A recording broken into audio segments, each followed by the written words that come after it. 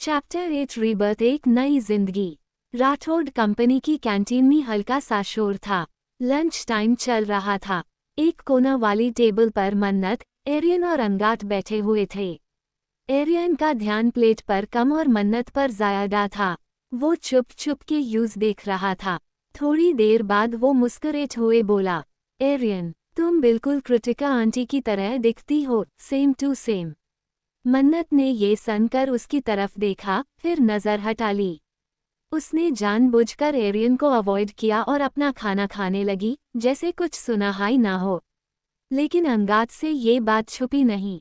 वो मन्नत को देखकर थोड़ा टीजिंग टोन में बोला, अंगात, सच में, क्या ये मेल मामा की तरफ दिखती है?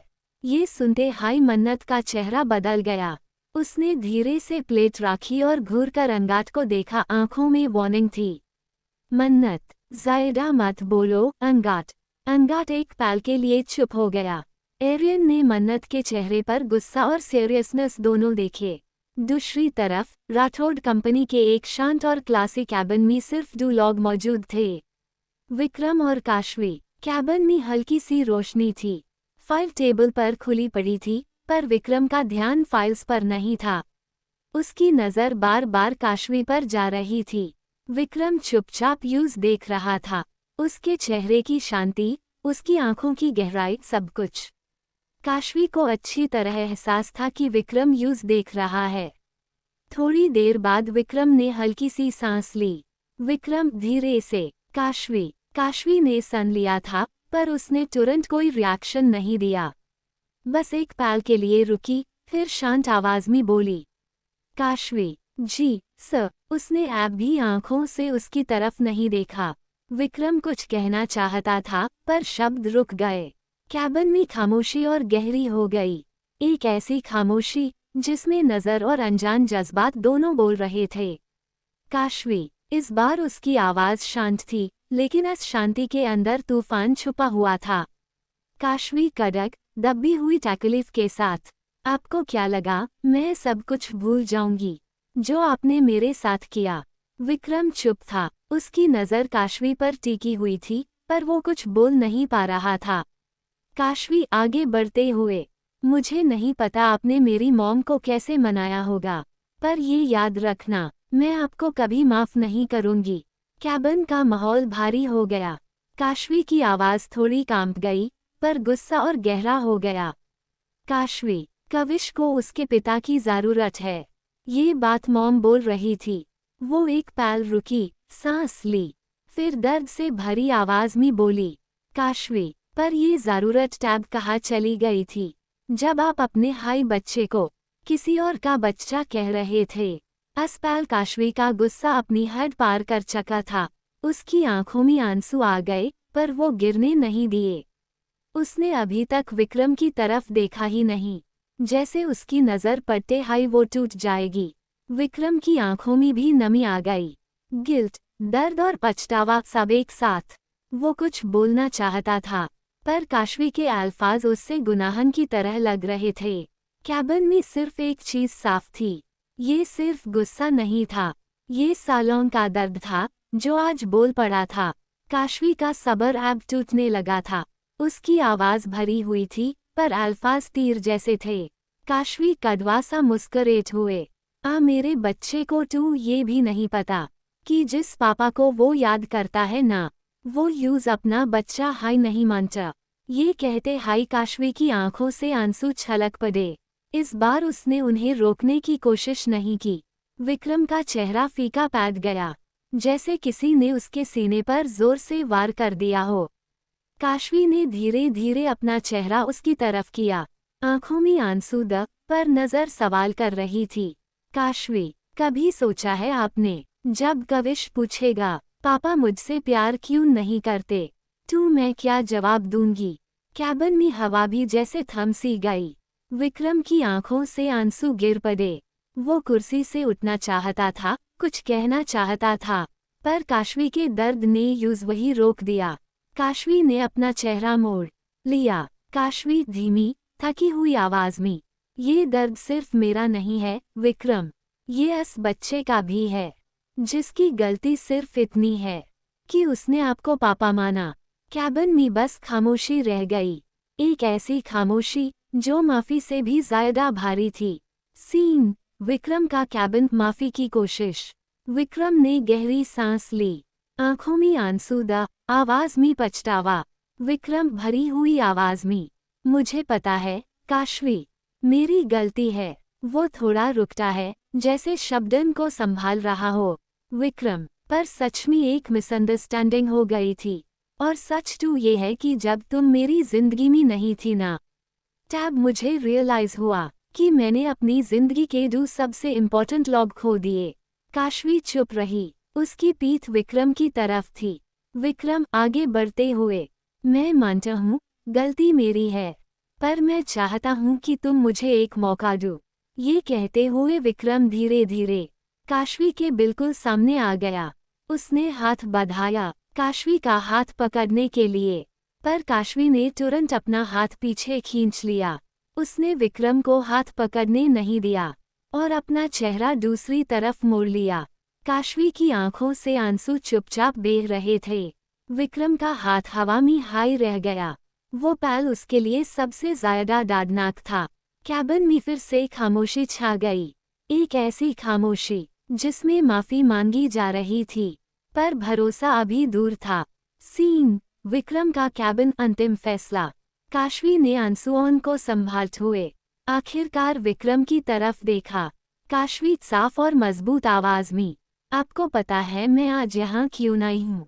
विक्रम चुप रहा। काशवी, सिर्फ इसलिए ताकि अवनी और आदित्य भाई को हम दोनों की वजह से कोई प्रॉब्लम ना हो, और राठौड़ और देसाई फैमिली के बीच कुछ भी गलत ना हो। उसने एक गहरी सांस ली। काशवी, और हाँ, ये याद रखना, अगर आपको एक मौका मिला है ना, तो वो सिर्फ कविश की वजह से।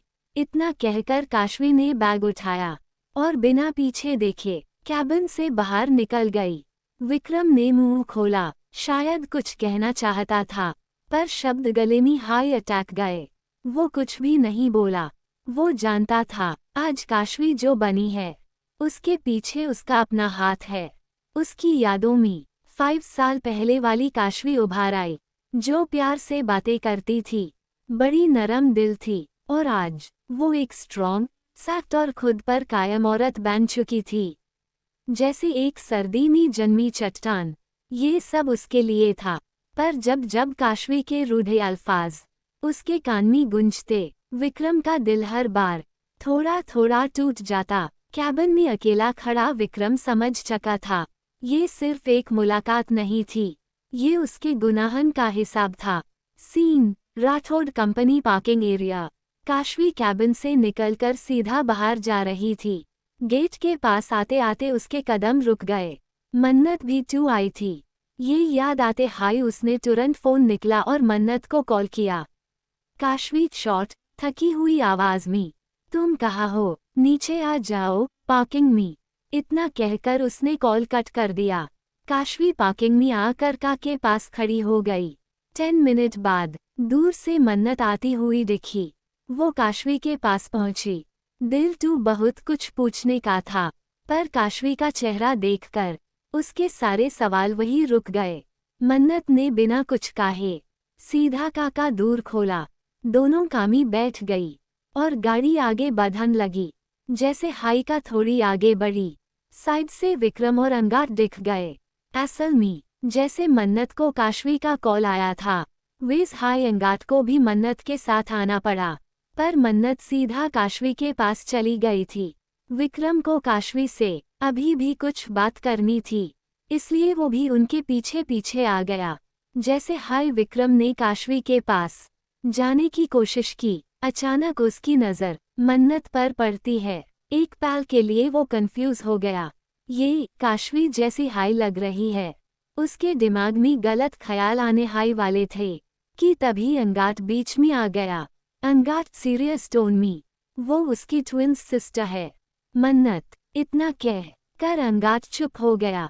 विक्रम वही रुक गया, उसकी आंखों में हैरानी भी थी और एक अनजान सा दर्द भी।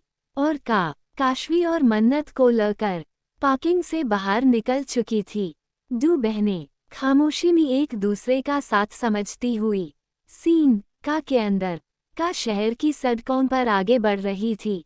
अंदर खामोशी थी, वो खामोशी जो सवालों से भरी होती है। ड्राइविंग सीट पर मन्नत थी, वो स्टीयरिंग पर नजर रखे हुए थी। फिर धीरे से बोली, मन्नत, काशवी, कहाँ जाना है? काशवी विंडो के बाहर देख रही थी।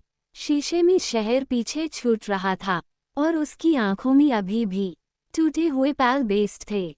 उसने ठंडी सी सांस ली और बिना मन्नत की तरफ देखे बोली, काशवी थकी हुई आवाज में, कहीं भी चलो, वेज भी मेरा दिमाग बहुत गर्म है। मन्नत ने कुछ नहीं पूछा, बस एक्सेलरेटर हल्का सा दबाए और कार को सीधा आगे बढ़ान दिया। रोड लंबी थी, बातें कम, पर दोनों जानती थी इस वक्त सवाल से ज्यादा साथ जरूरी था। Scene Desai house. कविश का पहला दिन दिल्ली। आज देसाई हाउस में थोड़ी अलग सी उदासी थी। कविश स्कूल से घर आ चुका था। दिल्ली के एक इंटरनेशनल स्कूल का पहला दिन। सुबह आदित्य मामा यू स्कूल छोड़ने गए थे। गेट पर छोड़ते वक्त कविश खुश था, क्योंकि उससे पूरा यकीन था कि शाम को मम्मी काशवी यूज लेने आएंगी। Alarm clock. स्कूल की छुट्टी के बाद गेट पर जब कविश ने देखा कि कृतिका जी उसकी नानी खड़ी हैं, तो वो एक पल के लिए रुक गया। उसकी आंखें भीड़ में घूमने लगी। कविश बेचैन होके, नानी, मेरी मॉम कहाँ है? वो आने वाली थी ना? कृतिका जी ने उसका बैग संभाला और प्यार से उसके बालों पर हाथ रखा। कृतिका जी नारामी से, बेटा, आज मम्मी बिजी हो गई, इसलिए नानी आई है। पर कविश मानने को तैयार नहीं था। कामी बैठते वक्त भी वो विंडो से बाहर झांकता रहा। हर रेड सिग्नल पर, हर आती जाती कामी अपनी मम्मी को ढूंढता हुआ घर घर पहुंचकर देसाई हाउस घर के अंदर आते हाय। कविश ने अपना बैग नीचे रखा और सीधा पूछ लिया, कविश मासूम आवाज में, मेरी मॉम कहाँ है? कृतिका जी का दिल भर आया। वो झुककर यूज गले लगा लेती हैं।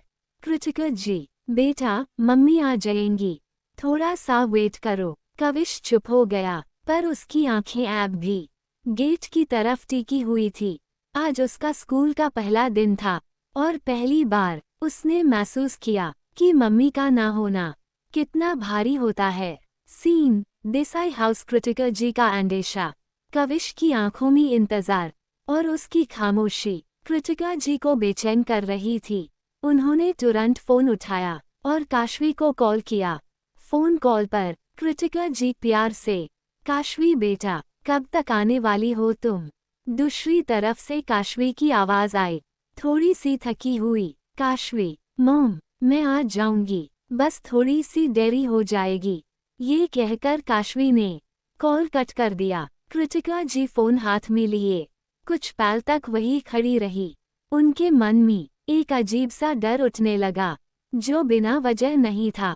उन्होंने तुरंत अपने पर्सनल असिस्टेंट को कॉल मिले। इस बार उनकी आवाज नरम नहीं, ऑर्डरिंग टोन में थी। फोन पास से, कृतिका जी, मुझे अभी जानना है, काशवी कहाँ है और सुबह से वो कहाँ थी? पा ने कुछ कहना चाहा, पर कृतिका जी ने सीधा बोला, कृतिका जी, डिटेल चाहिए मुझे अभी। कॉल कट करते हाय। कृतिका जी ने कविश की तरफ देखा, जो सोफा पर बैठा अपने स्कूल बैग को पकड़े हुए था। उनकी आंखों में चिंता थी और दिल में एक हाई बात, काशवी, कहीं कुछ गलत तो नहीं? सीन का के अंदर यादों का झटका का शहर के ट्रैफिक में धीरे धीरे आगे बढ़ रही थी। साइलेंस। थोड़ी देर बाद मन्नत तोड़ती है। मन्नत नॉर्मल टोन में, काशवी, मुझे थोड़ी देर के लिए मॉल जाना है, वहाँ कुछ काम है। मॉल शब्द सुनते हाय काशवी का चेहरा पल भर में बदल जाता है। उसके दिमाग में अचानक एक बात जोर से टकराती है। आज उसने कविश को बिल्कुल टाइम नहीं दिया, ना सुबह उससे बात की, ना स्कूल के बारे में पूछा, ना ये भी बताया कि शाम को लेट हो जाएगी। दिल में गिल्ट का बोझ आ जाता है। काशवी बिना कुछ कहे अपना फोन उठाती है और तुरंत घर के लैंडलाइन नंबर पर कॉल लगा देती है। फोन कॉल पर दूसरी तरफ से एक मेड फोन उठाती है। मेड, हेलो, काशवी की आवाज़ हल्की सी कांप रही थी। काशवी, क्या मैं कविश बाबा से बात कर सकती हूँ? एक पल की खामोशी, फिर मेड की आवाज़ थोड़ी खुश हो जाती है। मेड, ओ यस मम, मैं अभी कविश बाबा को फ़ोन देती हूँ। काशवी ने आंखें बैंड कर ली। उसकी सांस थोड़ी हल्की हुई, जैसे दिल ने कहा हो। सीन, फ़ोन कॉल माँ और बेटा। जैसे हाई कविश को पता चला कि फ़ोन पर उसकी मॉम है, वो तुरंत भागता हुआ आया और फ़ोन पकड़ लिया। कविश जल्दी हेलो मॉम, फिर थोड़ा सा रुका और शिकायत भरी आवाज़ में बोला, कविश मॉम आप कहाँ हो? मैं आपसे गुस्सा हूँ। काशवी की आंखें भर आई। काशवी प्यार और गिल्ट के साथ, आई एम सॉरी बेटा, मैं भूल गई थी। फिर आवाज़ को हल्का सा चेयरफुल बनाकर बोली, काशवी वेज मैं मॉल जा रही हूँ, तुम्हें भी आना है? मॉल का नाम सुनते हाय कविश की आवाज़ बदल गई, बिल्कुल एक्साइटेड। कविश, हाँ मॉम, हाँ। काशवी हल्की सी मुस्कुराई। काशवी, ओके, तो रेडी हो जाओ और ड्राइवर अंकल के साथ आ जाना। इतना कहकर उसने कॉल कट कर दिया। दूसरी तरफ देसाई हाउस। काशवी ने तुरंत घर के ड्राइवर अंकल को कॉल मिले। काशवी क्लियर टोन में, ड्राइवर अंकल, कविश को ऑर्बिट मॉल ले आइए। जी मैडम, कहकर ड्राइवर ने कॉल रख दिया। काशवी ने फ़ोन नीचे रखा और गहरी सांस ली। आज का दिन अभी भी मुश्किल था, पर कम से कम माँ बेटे के बीच का गुस्सा थोड़ा सा कम हो चुका था। Scene, Desai house. सच और मासूमियत। कृतिका जी सोफा पर बैठी हुई थी, हाथ में फ़ोन था, दिल में अभी भी वही बेचैनी। तभी पर्सनल असिस्टेंट का कॉल आता है। फ़ोन कॉल पर पाक प्रोफेशनल टोन में, माम, काशवी माम सुबह डेल्टा गार्डन वाले अपार्टमेंट गई थी, उसके बाद वो राठौड़ कंपनी गई और अभी वो ऑर्बिट मॉल में है। थोड़ा रुककर वो आगे बोलता है, उनके साथ एक और लड़की भी है। कृतिका जी शांत पर गहरी आवाज में, ओके, वो कॉल कट कर देती हैं। कृतिका जी कुछ पल तक चुप रहती हैं, फिर धीरे से अपनी नज़र ऊपर उठाती हैं और जो वो देखती हैं, उनके चेहरे पर एक हल्की सी हैरानी आ जाती है। आज कविश बिल्कुल एक कोरियन बॉय लग रहा था। Neat side parted black hair, white T shirt के ऊपर light denim jacket, black jeans और वाइट स्नीकर्स, बैकपैक ठीक से शोल्डर पर, चेहरा फ्रेश और आइज में एक्साइटमेंट। कृतिका जी प्यार से मुस्कुराती हैं। कृतिका जी, कहाँ जा रहे हो बेटा? कविश सीधा खड़ा होता है, कॉन्फिडेंस के साथ बोलता है, कविश, नानी, मॉम मॉल में मेरा वेट कर रही है, मैं ड्राइवर अंकल के साथ वहाँ जा रहा हूँ। कृतिका जी ने एक पल के लिए यूज देखा, वो बच्चा जो थोड़ी देर पहले उदास था और अब खुशी से चमक रहा था। वो धीरे से बोली, कृतिका जी मन हाय मन, बस खुश रहना सीख ल बेटा, बाकी सब हम संभाल लेंगे। और कविश दरवाजे की तरफ बढ़ गया। माँ से मिलने की खुशी हर कदम में साफ झलक रही थी। Scene, Desai house. सच का झटका। कृतिका जी कविश को दूर तक छोड़ने आती हैं। गेट पर वो झुककर उसके माथे पर प्यार से हाथ रखती हैं। कृतिका जी, इंजॉय करना बेटा, मॉम का वेट मत करवाना। कविश मुस्कुराता है, हाथ हिलाकर सी ऑफ करता है और ड्राइवर के साथ निकल जाता है। कृतिका जी धीरे से अंदर आ जाती हैं और दरवाजा बंद कर देती हैं। सोफा पर बैठे उनके दिमाग में एक बात घूम जाती है, डेल्टा गार्डन, हाँ, वहाँ काशवी का अपार्टमेंट है। उसकी प्रिवेसी के लिए 2 साल पहले लिया था। फिर अचानक पा की बात याद आती है, उसके साथ एक और लड़की भी थी। कृतिका जी सोचती हैं, शायद अंबर होगी, फ्रेंड या असिस्टेंट। पर अगले हाई पल उन्हें याद आता है, राठौड़ कंपनी भी गई थी। उनका चेहरा सीरियस हो जाता है। वो बिना देर किए विक्रम को कॉल करती हैं। फ़ोन कॉल पर विक्रम, यस मॉम। कृतिका जी, बेटा आज क्या हुआ? काशवी आई थी, मैंने सुना। विक्रम सीधी आवाज़ में, हाँ मॉम, आई थी और वो अभी भी मुझसे नाराज़ है। कृतिका जी थोड़ा कड़वा सा मुस्कुराती हैं।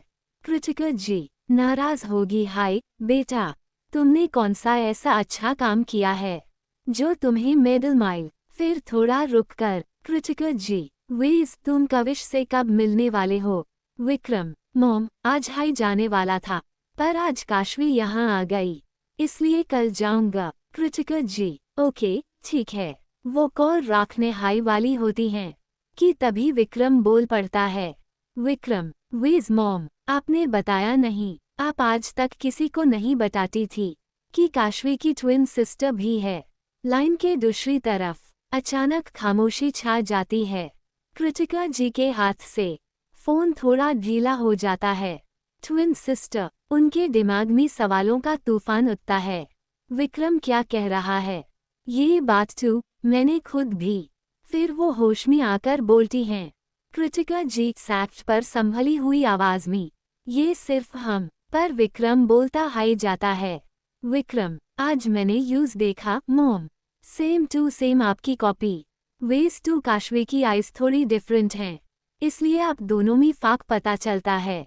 वो थोड़ा रुकता है, फिर विक्रम, पर आपकी दूसरी बेटी टू बिल्कुल आप जैसी है मॉम, आइज भी ब्लू। ये सुनते हाई कृतिका जी के पैरों तले जमीन खिसक जाती है। वो सोफा पर धाम से बैठ जाती हैं, आंखें खुली की खुली, चेहरा बिल्कुल शांत, जैसे सारी आवाज़ें बैंड हो गई हों। फोन दूसरी तरफ से विक्रम, हेलो हेलो मॉम, आप सुन रही हो। कोई जवाब नहीं। विक्रम थोड़ा घबरा कर, मॉम। फिर कुछ सेकंड्स बाद वो कॉल कट कर देता है। विक्रम मन हाय मन, शायद नेटवर्क इशू होगा। और यहाँ कृतिका जी सोफा पर बैठी एक हाई बात सोच रही होती हैं। Scene Orbit mall top floor food court. दूसरी तरफ ऑर्बिट मॉल में ड्राइवर कविश को सीधा टॉप फ्लोर फूड कोर्ट ले आता है। मॉल में बच्चों की हंसी, लोगों की आवाज़ें और खाने की खुशबू फैली हुई थी। एक कोना वाली टेबल पर मन्नत और काशवी बैठे हुए थे। टेबल पर कॉफी के कप्स रखे थे। काशवी धीरे धीरे मन्नत को सब बता रही थी। आज विक्रम के साथ क्या बात हुई, कैसे पुरानी बातें फिर से जिंदा हो गई, और कैसे उसका दिल अभी भी भारी था। मन्नत चुपचाप सुन रही, उसकी आंखें काशवी के चेहरे पर थी, जैसे बिना बोले हाय उसका दर्द समझ रही हो। काशवी ने कप उठाया और कॉफी का एक सीप लिया। तभी पीछे से एक पहचानी सी आवाज आई, मॉम। काशवी का हाथ कप के बीच में हाई रुक गया। वो आवाज कोई और नहीं, कविश था। वो सीधी खड़ी हो गई, उसने पलटकर देखा और उसकी आंखों में हैरानी, खुशी और गिल्ट सब एक साथ चमक उठे। फूड कोर्ट के शोर के बीच माँ और बेटा एक पल के लिए सिर्फ एक दूसरे को देखते रह गए। Scene Orbit mall food court से गेमिंग जोन। कविश ने काशवी को देखा और बिना एक सेकंड सोचे सीधा भागकर उससे गले लगा लिया। कविश, मॉम। काशवी ने भी यूज जोर से पकड़ लिया, जैसे दुनिया भर का बोझ अस एक हग में हल्का हो गया हो। काशवी इमोशन में, I am sorry baby. Kavish बस मुस्कुरे, जैसे उसके लिए माफी से ज़्यादा मॉम का पास होना काफी था। फिर कविश की नज़र मन्नत पर पड़ी। वो तुरंत काशवी से अलग हुआ और मन्नत के पास आया। कविश एक्साइटेड, हाय। मन्नत ने भी प्यार से हाथ हिले। मन्नत, हाय सुपरस्टार। मन्नत को देखकर कविश बहुत ज़्यादा खुश हो गया, जैसे यूज कोई नया दोस्त मिल गया हो। थोड़ी देर बाद तीनों ने मिलकर बहुत सारा फूड ऑर्डर किया, बर्गर्स, फ्राइज, पिज्ज़ा, पास्ता और कविश के लिए एक्स्ट्रा डेजर्ट। फूड कोर्ट में हंसना, बातें और शोर था, पर काशवी का मन पहली बार थोड़ा शांत था। खाने के बाद कविश ने एक्साइटेड होकर बोला, कविश, मॉम, गेमिंग जोन चलते हैं ना। काशवी और मन्नत एक दूसरे को देखकर मुस्कुराए। काशवी, चलो। तीनों उठे और साथ साथ गेमिंग जोन की तरफ बढ़ गए, जहां हंसी, लाइट्स और बचपन की खुशी उनका इंतजार कर रही थी। Scene Orbit mall gaming zone. Gaming zone के अंदर रंग बिरंगी लाइट्स चमक रही थी, मशीन्स की आवाज़ें, हेस्ट हुए बच्चे, पूरा फ्लो जिंदा लग रहा था। कविश टू जैसे किसी और हाई दुनिया में चला गया था। कभी रेसिंग गेम में स्टीयरिंग पकड़कर फास्ट फास्ट चिल्लाता, कभी शूटिंग गेम में इसको देखकर ताली बजाता। कविश खुशी से मॉम देखो मैंने जीत लिया। काशवी उससे देखकर मुस्कुराती, कभी क्लैप्स करती, कभी उसके बाल बिगाड़ देती। साइड में मन्नत बास्केटबॉल आर्केड ट्राई कर रही थी। पहली बार जब बॉल हुप में गई वो खुद हाई सरप्राइज हो गई। मन्नत हंसकर, अरे ये टू इजी है। काशवी भी एक गेम पर रुकी। डांस मशीन स्क्रीन पर स्टेप्स चल रहे थे और काशवी थोड़ा ऑकवर्ड, थोड़ा फ्री होकर डांस कर रही थी। तीनों अलग अलग गेम्स खेल रहे थे पर दिल एक साथ जुड़े हुए थे। कविश को टू बहुत मजा आ रहा था। उसकी हंसी पूरे गेमिंग जोन में गूंज रही थी। मन्नत के लिए ये पल और भी खास था। ये पहली बार था जब वो अपनी ट्विन सिस्टर के साथ इस तरह बिना टेंशन के एंजॉय कर रही थी। और काशवी जिसने बचपन से गरीबी और मुश्किल जिंदगी देखी थी, जो शायद हाई कभी ऐसी जगह आई हो, आज उससे सबसे ज्यादा खुशी अपने बेटे को खुश देखकर मिल रही थी। उसके लिए ये सिर्फ गेम्स नहीं थे, ये वो पल थे जो जिंदगी ने यूज देर से दिए थे। पर तीनों इस बात से अनजान थे कि दूर से कोई उन्हें देख रहा था। एक पाचाई सी नजर कुछ पल अन पर टिकी रही, फिर भीड़ में गम हो गई। और ये बात अन तीनों को बिल्कुल भी पता नहीं थी कि कोई देखकर चुपचाप वहां से चला गया। Scene Orbit mall, 3rd floor, MQ showroom. Gaming zone के बाद तीनों थक गए थे पर चेयरन पर अभी भी खुशी थी। लिफ्ट से निकलकर वो 3rd फ्लोर पर आए और एक शोरूम के सामने रुके। ये कोई और नहीं MQ शोरूम था, मन्नत का अपना शोरूम। मन्नत अंदर आते हाय एकदम प्रोफेशनल मोड में आ गई। मन्नत सॉफ्ट स्माइल के साथ, काशवी, कविश तुम दोनों यहीं सोफा पर बैठो। कविश खुशी खुशी सोफा पर जंप करके बैठ गया और काशवी उसके पास बैठ गई। मन्नत इधर उधर शोरूम को देखने लगी, रैक्स, ड्रेसेस, लाइटिंग, सब कुछ। तभी उसकी नज़र एक स्टाफ पर पड़ी। मन्नत पलाइट टोन में, एक्सक्यूज मी प्लीज मैनेजर को बोलना मन्नत आई है। Staff smiling, yes ma'am. Staff का नाम सेजल था। वो तुरंत मैनेजर को ब्यूलिन चली गई। मन्नत वापस सोफा की तरफ आने वाली हाई थी कि उसकी नज़र काशवी पर पैद गई। काशवी पास के रैक से एक ब्लैक कलर की ऑफ शोल्डर ड्रेस उठाए हुए थी। वो कपड़े को सिर्फ देख रही थी, फैब्रिक फील कर रही थी। तभी अचानक एक और स्टाफ वहां आ गई। स्टाफ थोड़ी रूड, शॉक्ड टोन में, आपने ये ड्रेस उठाए है। काशवी थोड़ा सा घबरा गई। स्टाफ, आपको पता भी है ये ड्रेस कितने की है? शोरूम के अंदर एक पल के लिए ऑकवर्ड सी खामोशी छा गई। कविश सोफा पर चुप हो गया। मन्नत के कदम वहीं रुक गए। MQ शोरूम टेंशन का पल। काशवी ने ड्रेस को ध्यान से देखा, फिर शांत पर सेल्फ रिस्पेक्ट के साथ बोली, काशवी मुझे नहीं पता ये कितने का है, पर मुझे ये पसंद है। आप प्लीज बिल बना दीजिए। ये सुनते हाय स्टाफ, जिसका नाम रेशमा था, उसके चेहरे पर एक अजीब सी स्माइल आ गई। जज करने वाली रेशमा ताना मार हुए, आपको देखकर लगता टू नहीं कि आप ये ड्रेस ले सकती हो। काशवी का चेहरा एक पल के लिए सन हो गया। उसके होठों पर शब्द आने हाई वाले थे। तभी पीछे से एक तेज और कॉन्फिडेंट आवाज आई, एक्सक्यूज मी। सबकी नजर इस आवाज की तरफ घूम गई। वहां मन्नत खड़ी थी, आंखों में गुस्सा, चेहरे पर पूरा कंट्रोल। वो धीरे धीरे आगे बढ़ी, रेशमा के सामने आकर रुकी। मन्नत बिल्कुल शांत पर सख्त टोन में, तुम्हें किसने हक दिया मेरे कस्टमर को जज करने का? रेशमा थोड़ा घबरा गई। मन्नत, और हाँ, ये सिर्फ कस्टमर नहीं है। उसने काशवी की तरफ देखा, फिर कविश की तरफ, और वापस रेशमा पर नजर जमाई। सीन MQ शोरूम सच सामने आता है। मन्नत के बोलते हाय शोरूम के अंदर का माहौल टाइट हो गया था। तभी MQ का मैनेजर वहां आ गया। मैनेजर कंफ्यूज्ड टोन में, यहाँ क्या हो रहा है?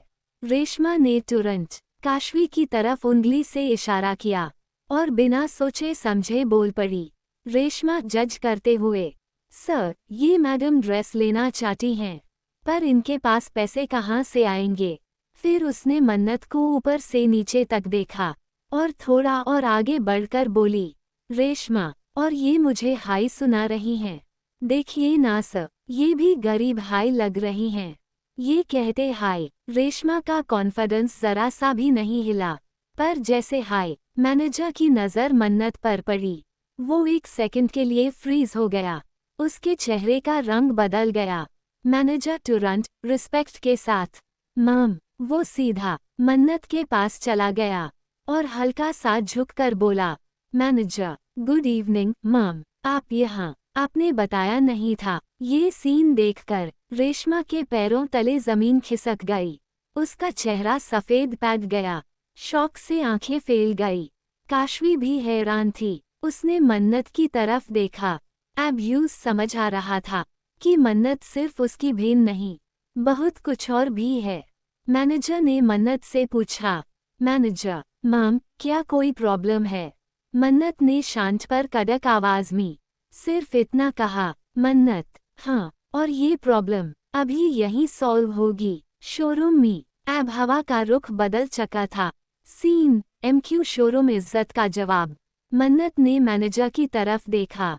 उसकी आवाज शांत थी, पर इस शांति में अथॉरिटी और गुस्सा दोनों थे। मन्नत, MQ एक ब्रांड है। फिर उसने धीरे से रेशमा की तरफ देखा, सीधी तीखी नजर। मन्नत सख्त आवाज में, इससे अभी के अभी यहाँ से निकालो। रेशमा का चेहरा कांप गया। मन्नत ने एक कदम आगे बढ़कर रेशमा से कहा, मन्नत, ये जो ड्रेस है ना, तुम 20 साल की सैलरी मिला लो, टैब भी इसकी कीमत मैच नहीं कर पाओगी, समझी? पूरे शोरूम में एकदम सन्नाटा छा गया। मन्नत आगे बोलती हुई, कस्टमर को कपड़ों या स्टेटस से जज नहीं किया जाता। स्टोर में आने वाला हर कस्टमर इज्जत के साथ वेलकम होता है। ये बेसिक रूल है। फिर उसकी आवाज़ थोड़ी और हार्ड हो गई, मन्नत, और मेरी बहन को नीचा दिखाने की हिम्मत तुम्हें कैसे हुई? ये कहते हुए मन्नत ने मैनेजर को गस से देखा। मैनेजर ने तुरंत सा झुका लिया। मैनेजर घबरा कर, आई एम सॉरी मैम, ये हमारी तरफ से बड़ी गलती है। रेशमा की आंखों में पानी आ गया। वो कुछ बोलना चाहती थी, पर शब्द साथ नहीं दे रहे थे। सोफा पर बैठा कविश अपनी मॉम की तरफ देखता है और पहली बार उसकी आंखों में प्राइड चमक रहा था। काशवी खामोश थी, पर उसकी आंखों में आंसू थे, दर्द के नहीं, इज्जत मिलने के। और MQ शोरूम में आज एक बात साफ हो चुकी थी, क्लास कपड़ों से नहीं, सोच से पहचानी जाती है। सीन MQ शोरूम सच और प्यार। मैनेजर ने बिना और कुछ कहे रेशमा की तरफ इशारा किया। मैनेजर सख्त टोन में, रेशमा, आप यहाँ से जा सकती हो। रेशमा की आंखों में आंसू आ गए। वो बार बार सॉरी बोलती रही, पर किसी ने उसकी बात नहीं सुनी। वो चुपचाप शोरूम से बाहर चली गई। मैनेजर ने तुरंत स्टाफ को ऑर्डर दिया, मैनेजर, वो black off shoulder dress properly pack करवाओ। फिर एक और ट्रे आई। उसमें रूबी और डायमंड का नेकलेस था। मैनेजर ने वो ट्रे मन्नत के हाथों में दी। मन्नत ने नेकलेस प्यार से काशवी को पहना दिया। मन्नत सॉफ्ट स्माइल के साथ, ये तुम पर परफेक्ट लगेगा। फिर मन्नत झुककर कविश के पास आई और एक छोटा सा ब्रोच उसके हाथ में दिया। मन्नत, ये तुम्हारे लिए। कविश की आंखें चमक उठी। तब मन्नत ने गहरी सांस ली और शांत पर सच्ची आवाज में बोली, मन्नत, वेज काशवी, MQ मेरा ब्रांड है। मैं हाय इसकी ओनर और डिजाइनर हूँ। ये सुनते हाय काशवी एक पल के लिए बिल्कुल चुप हो गई। उसके दिमाग में सब कुछ गूंज लगा। मैनेजर का रिस्पेक्ट, स्टाफ का डर और मन्नत का कॉन्फिडेंस। और कविश, वो तू खुशी से उछल पड़ा। कविश, मन्नत मासी। वो भागकर मन्नत के गले लग गया। मन्नत ने यूं सीने से लगा ली। काशवी की आंखों से आंसू बह निकले। आज नहीं, इज्जत और अपनापन के आंसू। MQ शोरूम में आज सिर्फ शॉपिंग नहीं हुई थी, आज रिश्त और सेल्फ वर्थ भी नए रूप में चमके थे। देसाई मैंशन शाम का माहौल। थोड़ी देर बाद तीनों मॉल से निकल जाते हैं। रास्ते में काशवी और कविश को देसाई मैंशन छोड़ दिया जाता है और मन्नत डेल्टा गार्डन के लिए निकल जाती है। घर देसाई मैंशन जैसे हाई काशवी और कविश अंदर आते हैं। ड्राइंग रूम में कृतिका जी और आदित्य सोफा पर बैठे हुए थे। टेबल पर फाइल्स, डायरी और कुछ सैंपल्स पड़े थे। वो दोनों एंगेजमेंट की तैयारियों पर बात कर रहे थे।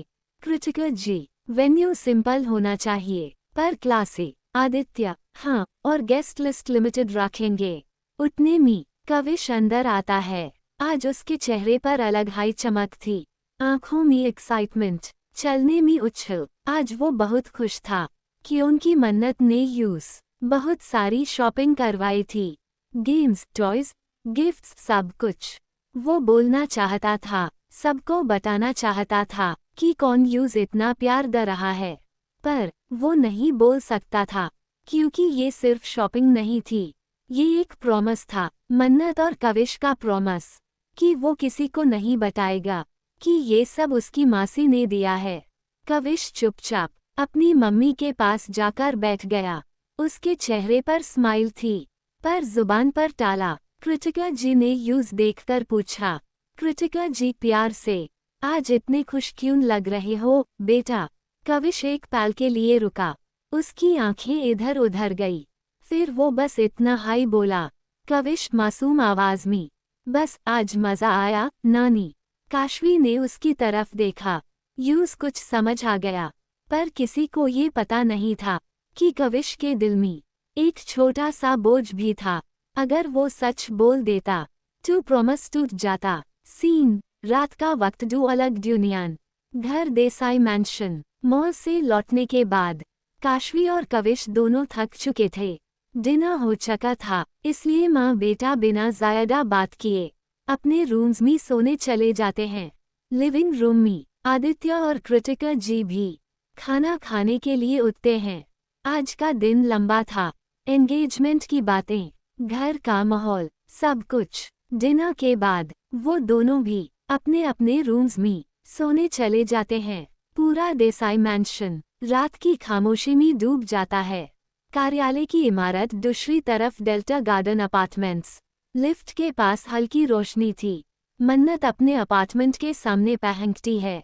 जैसे हाई वो अपने दूर की तरफ बढ़ती है, सामने अंगाट खड़ा होता है। मन्नत देखकर रुक जाती है। अंगाट थोड़ी धीमी आवाज में, मुझे तुमसे सॉरी बोलना था। मन्नत उसकी तरफ देखती भी नहीं, वो बस इग्नोर करके आगे बढ़ने लगती है। तभी अंगाट एक कदम आगे आता है और उसकी कमर से पकड़कर अपनी तरफ खींच लेता है। मन्नत एक पल के लिए चौंक जाती है। अंगाट उसकी आंखों में सीधा देखकर बोलता है, अंगाट, लिफ्ट में जो भी हुआ वो सिर्फ कोइंसिडेंस था। उसकी आवाज में सीरियसनेस थी। अंगाट कंटिन्यू, पर ये मेरा फर्स्ट टाइम था मन्नत, तुम पहली लड़की हो जो मेरे इतने करीब आई। ये कहकर वो अचानक एक झटके में छोड़ देता है। मन्नत कुछ बोल पाती इससे पहले हाय अंगाट पलटकर अपने अपार्टमेंट के अंदर चला जाता है और दरवाजा बंद हो जाता है। मन्नत वहीं खड़ी रह जाती है, दिल तेज धड़कता हुआ, दिमाग में सवालों का शोर। रात और गहरी हो जाती है, पर कहानी और भी उलझ चुकी होती है। सीन, मन्नत का अपार्टमेंट, रात की खामोशी। मन्नत धीरे से अपने अपार्टमेंट के अंदर आती है। दरवाजा बंद करते हाय वो एक गहरी सांस लेती है, जैसे दिन का सारा बोझ अब महसूस हो रहा हो। वो सीधा बेडरूम की तरफ जाती है, फ्रेश होती है और एक सिंपल सा नाइट सूट पहन लेती है। रूम में हल्की सी लैंप की रोशनी थी। मन्नत बेड पर आकर लेट जाती है, आंखें बंद करने हाई वाली होती है कि अचानक उसका दिमाग लिफ्ट वाले सीन में चला जाता है। लिफ्ट, वही पल जब काशवी का कॉल आया था। इस वक्त मन्नत एरियन और अंगाट के साथ थी। एरियन कैंटीन में हाई रुक गया था, पर अंगाट मन्नत के साथ लिफ्ट में आ गया था। लिफ्ट चल पड़ी थी। तभी मन्नत का पैर थोड़ा मर गया और वो संभल हाई वाली थी कि अंगात उसके बिल्कुल करीब आ गया। वो सिर्फ उसकी मदद करने आया था, ये मन्नत जानती थी। पर जैसे हाय अन दोनों की आंखें मिली, वक्त जैसे एक पल के लिए रुक गया। अंगात ने कुछ कहा नहीं, बस एक लम्हे के लिए उसकी तरफ देखा और फिर धीरे से मन्नत के लिप्स मुंह पर एक फैसिनेटिंग किस कर दिया। फलतू मन्नत यूज माना करती है, पर थोड़ी देर में वो भी अंगात को किस करने लगी। ना कोई जज्बात भरे लाफ्स, ना कोई वादा, सिर्फ एक खामोश एहसास। बेड पर लेटी मन्नत अचानक आंखें खोल देती है।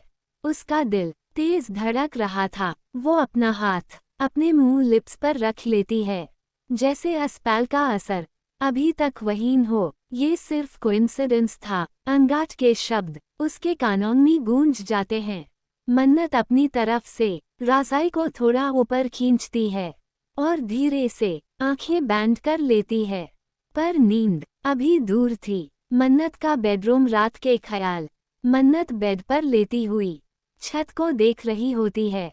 रूम में सिर्फ क्लॉक की हल्की सी टिक टिक आवाज थी। वो धीरे से पलटकर अपनी साइड लेती है। उसके होठों पर एक छोटी सी शैतानी मुस्कान आ जाती है। मन्नत अपने आप से हल्के पर कॉन्फिडेंट टोन में बोलती है, मन्नत स्लो फर्म। अंगात, तुम भी मेरी जिंदगी के पहले लड़के हो जिसने मुझे एक किस छुआ। वो थोड़ा रुकती है, जैसे हर शब्द का मतलब महसूस कर रही हो। फिर आंखों में चमक के साथ, मन्नत, और हाँ, अब तुम लास्ट भी हो।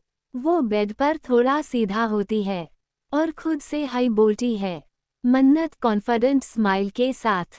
सो मिस्टर अंगात, रेडी हो जाओ, क्योंकि तुम्हारी जिंदगी में मन्नत कपूर ने एंट्री कर दी है। ये कहकर वो एक सेल्फ सैटिस्फाइड सीक्रेट स्माइल करती है, लाइट्स बैंड करती है और आंखें बैंड कर लेती है। इस बार नींद उससे दूर नहीं भागती, क्योंकि कहानी अब सिर्फ शुरू हुई थी। हंसिया चांदवन, मन्नत का अपार्टमेंट। रात का वक्त, रात गहरी हो चुकी थी। अपार्टमेंट में सन्नाटा था, सिर्फ एसी की हल्की सी आवाज और बाहर से आती शहर की दूर की रोशनी। अचानक क्लिक में दूर धीरे से ओपन होता है। किसी के कदमों की आवाज बहुत हल्की थी, जैसे कोई जानबूझकर शोर नहीं करना चाहता हो। वो शख्स चुपचाप अंदर आता है, दरवाजा बैंड करता है और सीधा मन्नत के बेडरूम की तरफ बढ़ता है। मन्नत बेड पर लेटी हुई थी, आधी नींद आधी ख्यालों में।